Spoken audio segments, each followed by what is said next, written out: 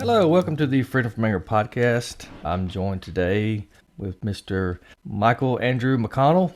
Mr. McConnell is a Harvard Law School grad. He's founder of Rented.com. It's a multi-million-dollar company. He's also the best-selling author of Get Out of My Head, Creating Modern Clarity with Stoic Wisdom. He's also a former member of the U.S. national team in open water swimming. Very excited to have him here. A very successful guy from Birmingham, Alabama.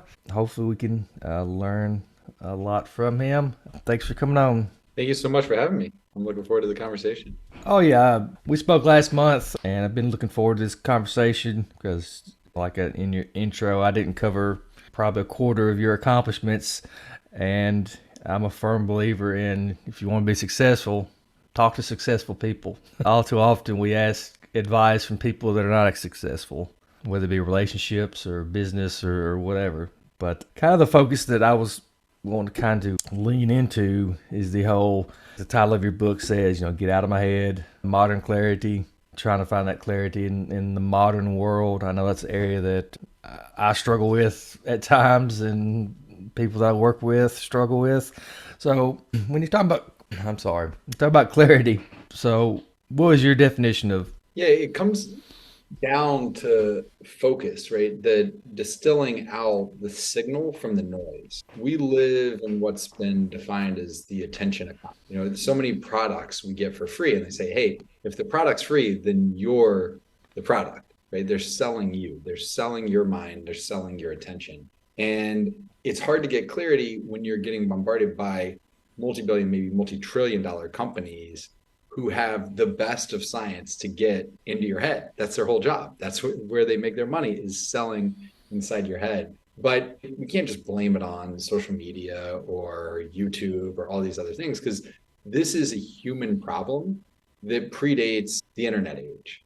This is a problem that 3,000 years ago, humans started dealing with for the first time. Because for 300,000 years, we evolved in one specific environment. We had to stay alive long enough to procreate, to pass on our genes. And we were in a very violent, very hand-to-mouth existence, right? Hunters, gatherers, just trying to stay alive. Don't let the lion eat you. Don't let the predators get you. Make sure you kill the animal or find the food to eat. How do we stay alive? That's how our brains evolved. But about 2,000, 3,000 years ago, all over the world, people started living in cities. Civilization started getting created. And I don't think it's an accident that around that time you had Siddhartha coming up with Buddhism, Lao Tzu coming up with Taoism, you had the Stoics coming up with Stoicism, you had what a lot of Judeo-Christian prayer and Islamic prayer all come down to, which is finding that serenity, finding that peace, clearing out all that noise to find the signal within. And I think a lot of cultures at similar times all over the world, without talking to each other, came to similar ways to address this problem in a civilization, in a city environment when you're not a hunter-gatherer. What we're facing now is exponentially more difficult. It was hard enough when you just moved to, okay, now instead of me and my small tribe going and hunting, I'm dealing with all these people coming in and out of my life and traders and merchants and all this. Now we're dealing with these devices in the palm of our hand bombarding us with more than all of human history prior to that year. In 2017, we created more data than 2015 and 2016 combined. And then today, every single day, we create more data than all of human history prior to the year 1900. Every single day, every podcast we put out, every YouTube video, every TikTok video, every book written, all the videos, anything written, all the data we create, and that's getting bombarded into our minds, in front of our eyeballs, into our ears. And we're having to create tools and mechanisms to cope with that. Because if we don't, we are letting other people live rent-free in our head, and we're living as tenants in the one asset that we ever own. Oh, yeah, I definitely agree. I had a neuroscientist on my podcast a few weeks ago, and we talked about this exact thing, about how we're just constantly being bombarded with information and stuff. And he said his job would be complete if he just get people to turn off their notifications on their phone. See, because we get that dopamine hit response. But yeah, it's definitely going to be interesting because, like you said, this phenomena didn't exist 30 years ago. And I'm very curious to see how what are the long term effects of all this information being put out there? Because we know it does impact and affect our brain's development, right? You know, the taxi drivers in the UK, in London, they have to do this test, the knowledge. And without maps, anything, they have to know all of London's crazy streets, these little alleys, these shops, what hours are open. And it takes years to study this. And they've studied their brains and their hippocampus, where their spatial awareness is, it grows over that time. Opposite side, when we use Google Maps, we're not having to use that part of our brain. And the more we use it, they can actually track and that part of our brain shrinks. And so we know these tools, we know there's an impact on our brain. We don't know what that impact long term is going to be. But you think it's tough enough for us as adults, but children growing up with this, with these dopamine hits and the cycles, right? Slot machines figured out how to tap into that and get people addicted on gambling. What's happening with some of the games and other things that kids are getting into very early on screens? And what is that long-term impact going to be? And we actually don't know. We've never, as a society, done it. I'm not saying it's definitionally going to be bad. You know, I don't want to be the guy, any new technology is dangerous, right? Socrates was all against writing. He's like, it's the end of memory. There was somebody else who was all against a printed book. Thought Gutenberg was the Bible. It was, printed book's going to ruin everything. And then it was radio. And then it was TV, right? Like any new medium of communication creates everybody getting really worried about the future. And it's worked out okay each time. Past performance is no guarantee of future success. And so we just don't know. This could be great. It could be a fantastic thing. We just don't know. Yeah, you're definitely right. It seems if you look back at history, there's always been the naysayers and always this generation's more deviant than the last generation, and it's just the way it's always been. I'm a huge fan of quotes and stuff, and I'll pull up Aristotle quotes and stuff like that, and it's just I like using those because it's so funny because they had the same issues back then as we're having today. The human has not changed that much, even though we're supposed to be more educated and all this other stuff. But some people would argue we're instead of evolving. I mean, our biology hasn't changed. That's the thing. We're the same biological human as 2000, 2500, 3000 years ago. And so that's where reading Aristotle, reading Marcus Aurelius's Meditations, which is his personal journal, you read it and you're like, my God, this person could be writing today. I mean, these are the exact same things I'm dealing with. They just take different forms in modern society than they might have in the ancient Roman Empire. Yeah, we always like to think we're special and that our experiences nobody else has ever gone through. And, it's a tough pill for a lot of people to swallow. And when I tell them, you're not special, I'm sorry. You're going through a hard time, but guess what? So has millions of other people, similar situations. It might not be exact, but yeah, not that Yeah, special. it's recognizing the thousand invisible battles that everybody you interact with is going through in their battle, right? When you are in a hurry, oh, my child's sick, I have to get here, I have to go pick them up. When you're in a hurry, you know the jerk that beeps at you for cutting them off is wrong because you're in a hurry for a really good reason. But when that other person cuts in front of you, you don't have any of that context. They're just a jerk. They're a jerk for cutting in front of you. But they have their own story that's going on in their life. And we know we judge others by their actions and ourselves by our intention. And we very, very rarely dig in to really understand what's going on in other people's lives and other people's minds, which isn't that surprising because a lot of the time we don't fully understand what's going on in our own mind, right? Harvard research has found 47% of the time we're not thinking about what we're actually doing. Half of our lives, we're not living our life. We're not in the present. We're imagining some future or we're replaying some past. It's also imaginary. We're not in the present. So if half the time we're not even in our own mind and living in the present, then what are the chances we're successfully getting in other people's minds and fully understanding their unique stories that they're living through? Yeah, it's like that old little saying, be kind because everybody's fighting their own battle, their own war. You really don't know what's going on in somebody's mind. You don't know what they're going through. And I think all too often we don't allow people to be human because we make mistakes, but how dare somebody else not be perfect? Which is, the Stoic approach is the exact opposite, right? You're gracious and patient with others and much stricter with yourself because you can't control what other people do. But you know what you can control is how you react, what you think, how Mm-hmm. you speak to others. And so that makes way more sense to be strict on the things that you can control and be forgiving on the things that you can't. Because what's going to lead to more peace and clarity and equanimity is me hoping and angry that people aren't exactly how I want them to be when I can't change any of that, Mm-hmm. or me focusing all of that energy that could have gone there internally to make my mind and my approach what I want it to be. What's more likely to bring us that peace and clarity? I mean, there's only one answer. Oh yeah, it. I'm sure you're probably familiar with Dr. Albert Ellis. This is REBT, Rational Emotive Behavioral Therapy, and that's where he drew all of his stuff from. He was kind of the godfather of cognitive behavioral therapy, and he Oh, drove. And he took all of his stuff from the Stoic philosophers, and that's what you said is exactly what he said several years, several 50, 60 years ago, is that and he was real eloquent when it came to words. He's like, we all too often get caught shoulding all over ourselves. It should be this way, it should be that way. He talked about absolutes, and he often used the term masturbation. He said we're shooting all over ourselves. We're masturbating too much, and we're focusing on all the external things we have no control over. We got to turn it. We got to turn it inward because I have no control over nobody else, but I can control what I'm doing, the energy that I'm putting forth towards that. is that distinction on what are those things within my control and what are those things not. And the more I can spend my time and mind on those things in my control, the more effective and the more at peace I'm going to be. Because if I'm spending all my time and mind on these things not in my control, worrying about the weather, right?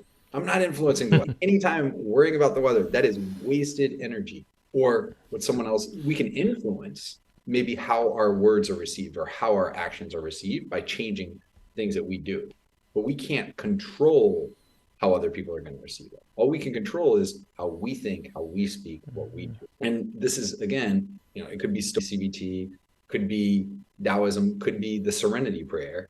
It comes back up over and over and over. And science is catching up now with it. Now that we have fMRI, we understand what's going on in the brain, things that these philosophers or these religions and things came up with thousands of years ago. Now we're starting to understand what is the science, what's the brain reacting this way and behaving this way. Oh, okay, now we know. And so people figured out these, I'm not going to call them hacks, but these tools to help us cope against our default biology, which in our modern society is almost designed to make us anxious and miserable and just overly stressed. And so it's people say, oh, well, okay, how do you fix it? I say, you don't fix it. So think about it this way with nutrition. We don't go eat well for a week or a month or a year. Say, okay, I eat lots of plants and vegetables. I'm really good. All right, now I did that for a year and go have cheeseburgers the rest of my life. I've nailed the nutrition for life.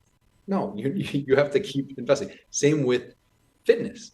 You don't exercise for a week or a month or a year and be like, okay, I'm done, right? You have to keep moving. You have to keep taking care of yourself. And the same is true with our mindset and our mental health. It's not I listen to one podcast and I'm fixed.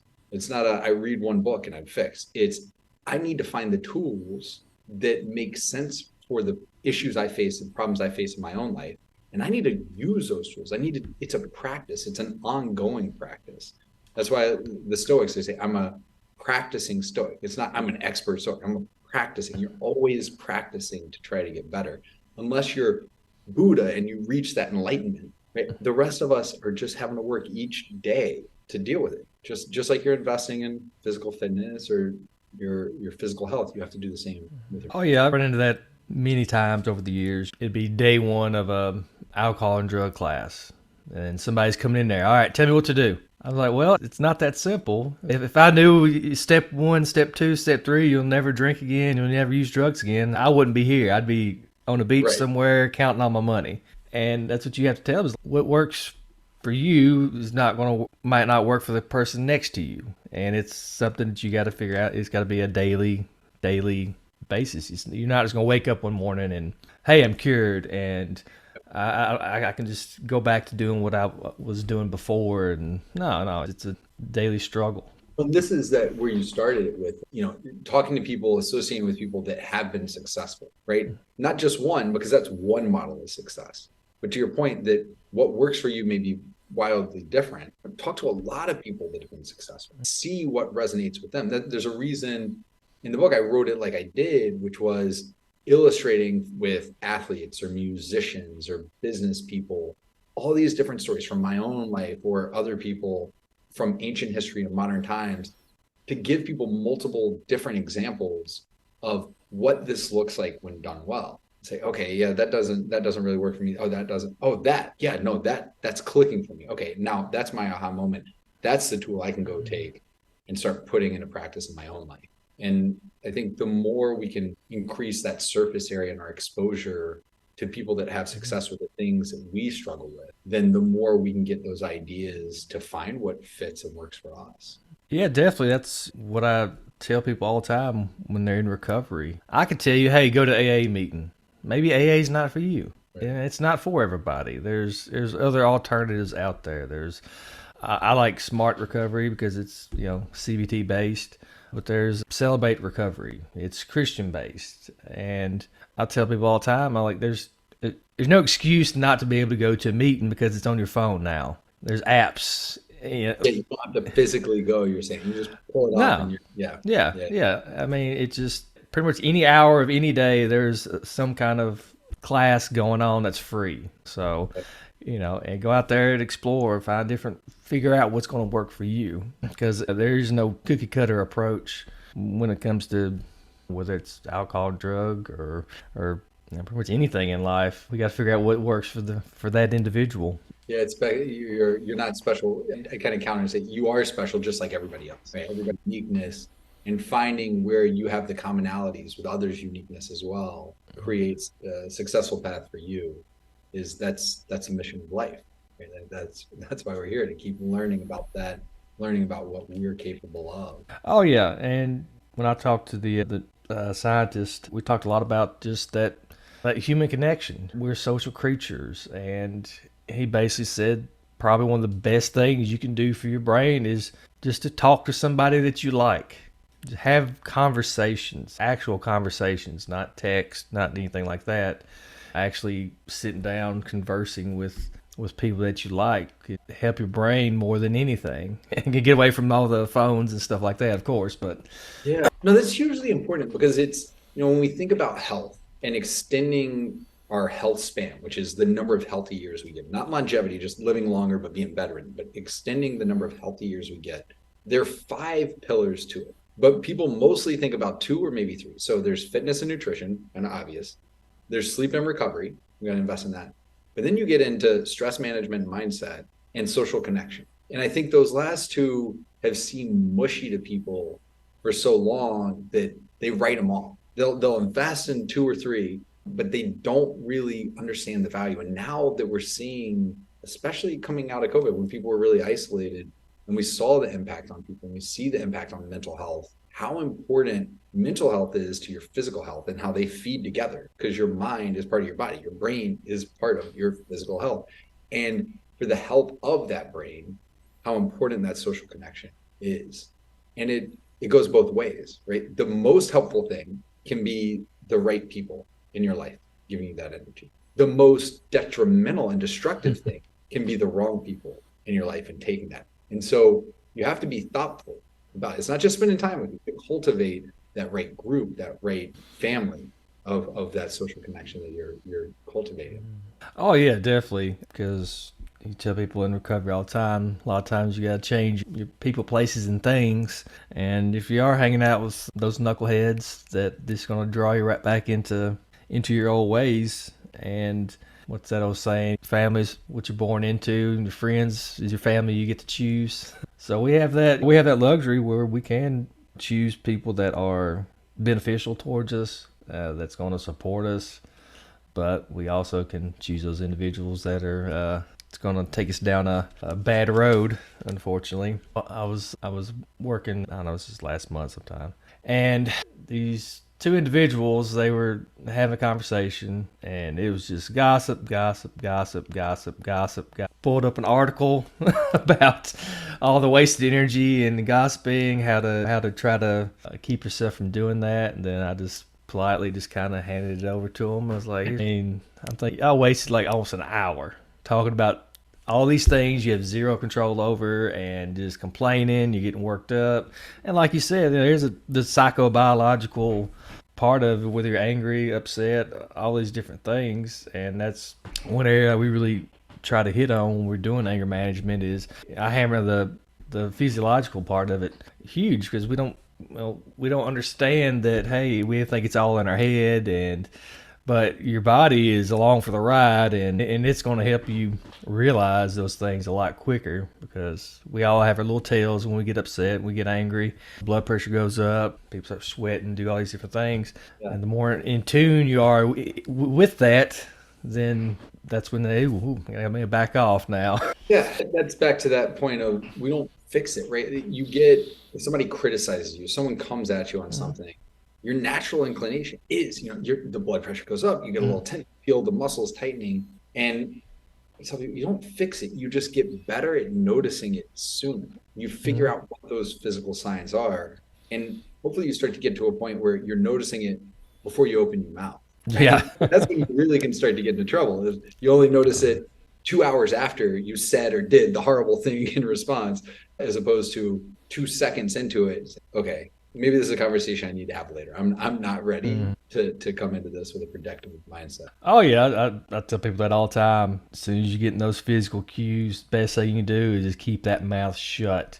Because once that fight flight kicks in, it's as if we're under the influence of alcohol and drugs. We do stupid things, we say stupid things, and it's not until we can calm down. And depending on who you listen to, there's the whole 90-second rule. It takes your body 90 seconds to process all the cortisol and the dopamine that's being released when you're feeling like you're being attacked. And that's the crazy thing with our brain. It does not know the difference between being physically attacked and verbally attacked. It reacts the exact same way. I don't like this. So, but yeah. It's back to that, our biology, right? Because for longer than we had civilization where there would be gossip or anything, right? We're out hunting. So if there was that reaction, it was because we were physically in danger. And so you had to get into that mode to keep alive, to protect maybe your children, yourself, your body. And that's just not changing. We still have that, lizard brain mechanism in us, but the threats we have are not life and death. It's that person said something that I took the wrong way, or I took personally, but they may have meant something different, or maybe they meant it terribly, but I can't control how they meant it or what they said. I can just control how I'm going to not react to it. And the more time I take, the more I can make sure that it's the front of my brain that's consciously processing how I want to react to that versus that lizard brain, the immediate reaction, push back. Yeah. I always loved teaching Dr. Siegel's flipping your lid thing because to me that's the easiest way to kind of get it across to people that are maybe not brain nerds like me. Is just like, hey, this is how your brain operates. Get the prefrontal cortex, the amygdala, all that. And once you really break it down to them, like, oh yeah, I've been upset and said things I didn't mean, done things I didn't mean. Or if you relate it to, it's the same as if you're under the influence. Yeah, we've all done things under the influence that we're not proud of. What's that old joke? What's that those famous last words of redneck? Hey, watch this. Hey, y'all. But yeah, we put it like that, and I think it's very important for people to know the physiological, how this thing, the human body, operates, because we can become more knowledgeable when, hey, things ain't going the way I want it to go, or I'm hung up on something I have zero control over. And it's hard for a lot of people, especially kind of the way we're socialized as men. We're supposed to be in charge of everything. Reality, you're not in charge of much of anything. Kind of makes you feel small. The 6 inches in between your ears may be kind of your universe of what you're in charge of. Yeah, and that's definitely a hard pill for a lot of people to swallow. And then especially when you tell them nobody can make you mad. Oh man, no, they don't like hearing that. It's like, no, it's like people are going to do what they do. how you perceive it, and that it's based on your like Dr. Albert Ellis would say, what's your belief system? What are your values? What are you filtering other people's actions through? And if you don't challenge those beliefs, you're gonna keep getting negative consequences. You got to find the alternative routes. So when somebody says something, then rather than fly off the handle and getting in trouble, then hey, you can go in a different direction. But that's something so hard for us to do, is because if I was taught something at a young age by somebody I admire, I'm not going to want to challenge those values and those beliefs that I've been taught. That's just where I'm at. Yeah. I mean, it doesn't happen overnight. The question is, if something's not working for you, then do you want to continue on it? You know, it's Shakespeare in the words of Hamlet, there's neither good nor bad, but our mind makes it so. Our thinking makes it so. And to the point of people are going to do what they're going to do. They say a thing, they do a thing, something happens. That's objectively true. Now, the label we put on it, the story we tell behind it and about it, that's all with us.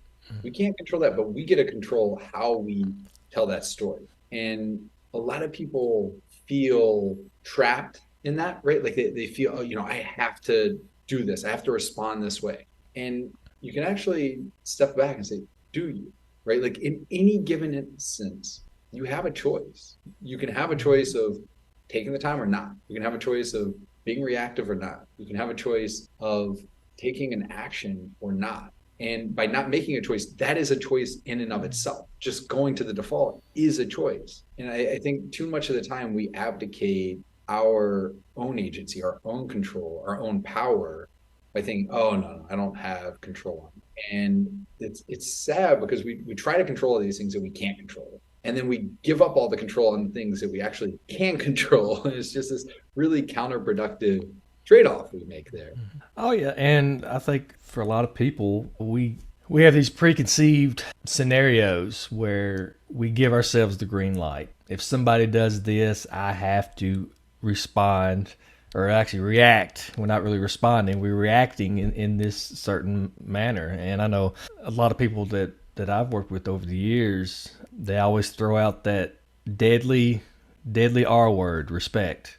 If I feel I'm being disrespected in any shape, form, or fashion, I have the right, and I'm righteous in attacking someone.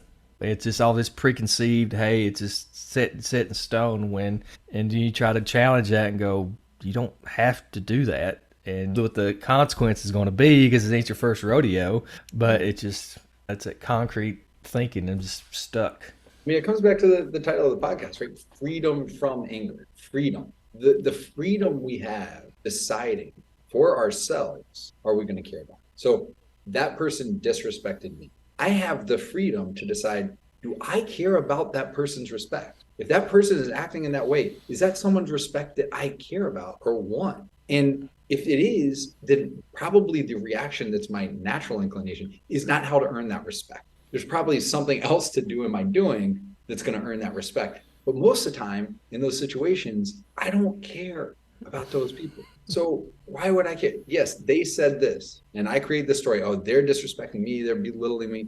Okay, that's the story I created. Maybe it's true, maybe it's not. But is it helpful? Is the story helpful or not? The only thing that happened is they did X or they said Y. That's true. Now I get to decide, how do I want to live my life?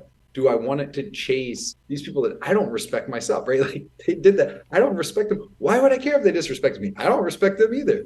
Let me just move on with my life. And we give the keys, right? Seneca has this line, we pave the way for those who will take over our mind and our time. We pave the way. We give it to them. They don't even know they're living in our mind and owning our mind and living rent free. We're giving them the keys to our front door to just move on in and start controlling our actions and our words.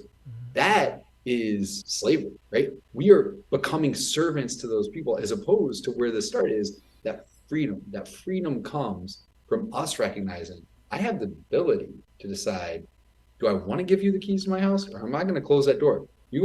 I can't stop. Think about it this way. I can't stop someone from walking down the street past my house, but I get to decide, am I going to open the door up to them and let them just move on inside and start raiding my refrigerator? I get to decide that part. And when you talk about someone disrespecting you, they're walking down the street. Is that the person you want to invite in your house to start spending the afternoon with you? Or do you want to let them just keep on walking and get back to your family? Oh yeah, definitely. There's no telling how many times I've had that exact conversation with people, and to put it not eloquently, I tell them, "Hey, you're worried about the opinion of somebody that you wouldn't piss on if they were on fire." The way I view the world is there's only a handful of people's opinions that really matter to me. I can count them on one hand and have fingers left over. Everybody else is entitled to their opinions. Not everybody's going to like me. That's Yep. fine and dandy. But I'm not going to allow them, I'm not going to take the bait. If somebody's having a bad day, they want everybody to be upset, or they're just looking to try to get under somebody's skin, because a lot of them, that's if they feel that their life's out of control. If I can control the emotions of somebody else, then hey, I got some power back. And I think that's even giving them too much credit on consciously deciding to behave the way they do. You know, and maybe it's just me, but there have been so many instances. I'm cranky, I'm doing something, and my 7-year-old daughter said, "Daddy, what is this about?" And then we start digging into it. It's about something that happened 20 minutes ago. It's something totally different. He said, "Daddy, if that's what it's about, why didn't you just talk about that instead of all this other stuff?" Yeah, that's a really good point. Like, I wasn't conscious that this thing was impacting how I interacted with people all down the line. And so when people are saying something, doing something, maybe it's deliberate, but a lot of times they have some other stuff. A friend was telling the story that he was flying, and the lady that Delta had lost her baggage. And she was just screaming, yelling. You know, this counter representative had nothing to do with it. Never touched this bag, never met anything. We're just screaming, totally losing it. And my point to the person was, it's not about the bag. It's about the baggage. That person has all sorts of baggage she's bringing in to that conversation. This reaction is totally not tied to this bag. There's something else going on that's driving that. This is the explosion. And that happens all the time, that we displace the emotion that we have from something else, and it carries over and tempers anything else that we're doing and our actions from there. And so, just like if we have a hard time understanding ourselves when we're doing it, I know I do, then it's going to be very, very difficult to understand what or why people are motivated to say or do the things they're doing. Oh yeah, definitely. Like I said, those underlying things, we don't slow down long enough to really take that time to go, okay, oh well, I'm dealing with something from earlier in the day. I didn't realize it was impacting me right now. And I always go back to being in touch with your body. There's been times where I get home from work and I just have this feeling in the pit of my stomach, like something's not right. Yeah. So I might need to just kind of go figure this out before I have like a really in-depth conversation with my wife, because I'm probably going to be a little bit snappy with her. But come to find out, it's like something from work, like earlier in the day, that it was stuck there in my head, and I just like, okay, let's kind of put this to bed. Okay, just, hey, it's out of your hands. Just kind of let it go. What are you in charge of? What do you have power over? Just it's a hard pill to practice that acceptance. Yeah, to accept those things that are out of our hands.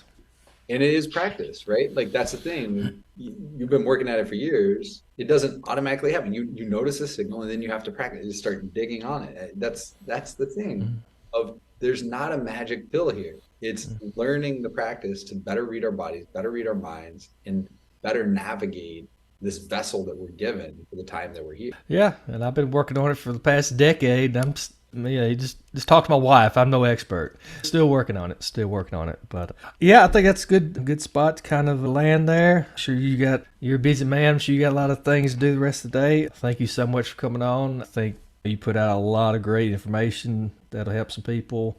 Now I just got to motivate myself to get all the editing and everything done. I've been slacking on that. Oh my goodness, but definitely looking forward to getting this out there, so it'll help people out.